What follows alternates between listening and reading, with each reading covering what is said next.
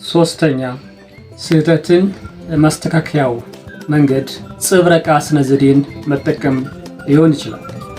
ጽብረቃ ስነ ዘዴ ስንል ሐሳብን ወይንም ደግሞ የተለያዩ ቴክኒካዊ መንገዶችን በቡድን ሊሆን ይችላል ወይንም ግለሰባዊ በሆነ መንገድ ሊሆን ይችላል።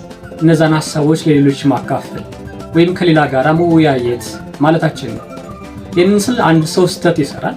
ስለዚህ ስለሰራው ስህተት በደንብ አድርጎ ይናገራል። ስራውን የሰራሁት በዚህ አይነት መንገድ ነው፣ ስለዚህ መንገዶችን ያስረዳል ማለት ነው።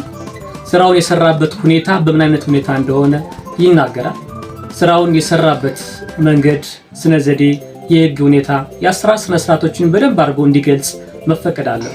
ይህን በሚያደርግ ጊዜ ሐሳቦችን ለሌሎች በሚገልጽበት ጊዜ እንደዚህ አይነት ስህተቶች ሌሎች በምን አይነት መንገዶች አስተናግዷቸው የሚለውን ከሌሎች ሰዎች ዘንድ ተሞክሮ ለመማር እርስ በርስ ሐሳብ ለመለዋወጥም ስለሚያግዝ ከስህተት የመማሪያ አንደኛው መንገድ የጽብረቃ ስነ ዘዴን መከተል ነው።